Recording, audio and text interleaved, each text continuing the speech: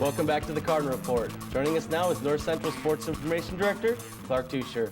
Clark, thanks for coming in. It's good to be here.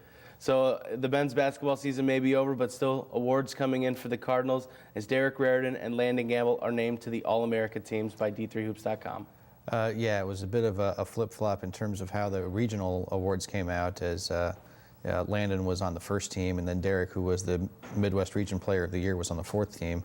But you know, you're dealing with a nationwide pool of voters who have a limited sample size, so they don't always develop the same opinions as the coaches who have watched people play all year.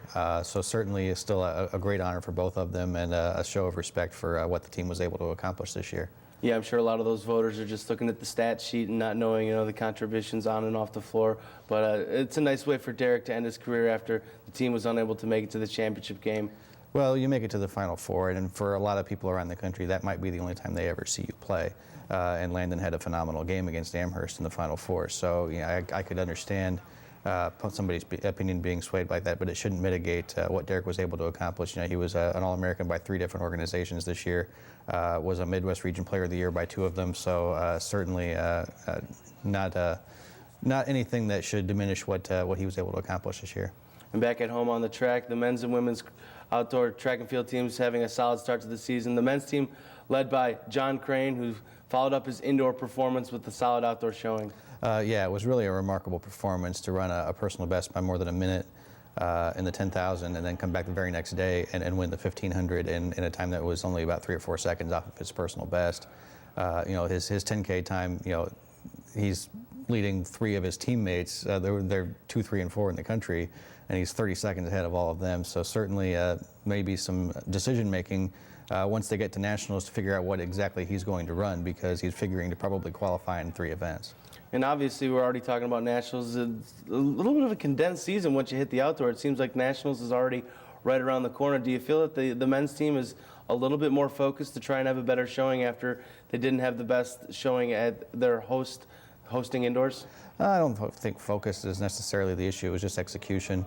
And they've got the indoor season behind them with the conditioning and kind of the experience, and they know certain things that they need to work on, and some of those things don't necessarily cover over from the indoor season, but some of them do. And we have some events that we're a little more accustomed to performing pretty well in outdoors that aren't offered indoors.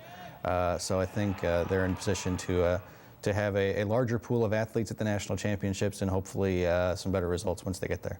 And the men weren't the only team shining on the track, as the women come away with a first place finish as well. Yeah, with a young team, you switch from indoor to outdoor. In a sense, it's like starting over again, because a lot of them are in different events, and a lot of them perform very, very well. I think 4 of the 5 first place finishes we had came from freshmen.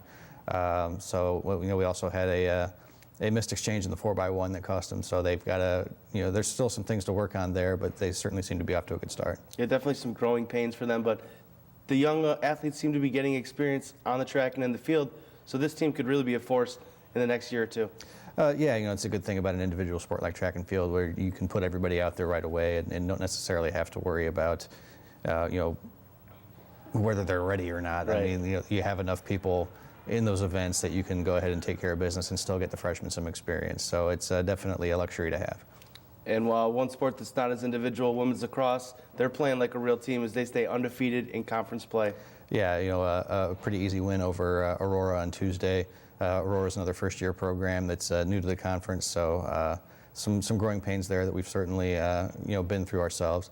It's certainly shaping up like if you're going to go and try to make a bid for the conference championship, you got to go through Augustana and Carthage, and so they've got those games coming up here in a couple of weeks, and I think they're pretty excited about those. And this weekend they've got their last non-conference trip of the year out to Ohio, and I think they're pretty excited about the game against Kenyon on Sunday, which is another solid program that beat North Central last year. And they're playing 6 first-year programs this year. Is that correct? That is correct, and it's as an emerging sport. That's kind of the trend right now in the Midwest and in the western part of the country. As different schools have kind of gotten on board and added the sport. So that's going to be, the next couple or 3 years, there's going to be at least 1 or 2 of them on the schedule. This just happened to be a heavy year for that. And the baseball team just got done with their matchup against Augustana. They were able to split and move to 3-2 in the conference. Yeah, the CCIW is shaping up to be a very tough battle for the conference championship.